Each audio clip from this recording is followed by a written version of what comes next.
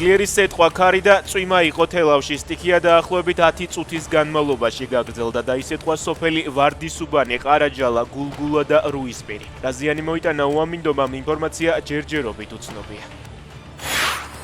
კაც, რომელიც 14 წლის წინ არასრულწლოვან შვილზე სექსუალურად ძალადობდა, უვადო პატიმრობა მიესაჯა. ინფორმაციას ორგანიზაცია საფარი ავრცელებს. ორგანიზაციის ინფორმაციით ადგილი ჰქონდა გაუპატიურების რამდენიმე მძიმე შემთხვევას.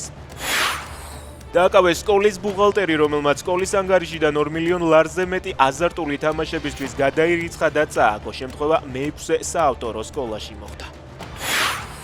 ჩარლი კირკის მკვლელობაში ეჭვმიტანილი დაკავებულია. ბრალდებული 22 წლის ტაილერ რობინსონია. ეჭვმიტანილი მამამ საჯაროდ გამოქვეყნებული ფოტოებიდან ამოიცნო და დახმარებისთვის პასტორს დაურეკა. პასტორმა კი ინფორმაცია სამართალდამცველებს შეატყობინა.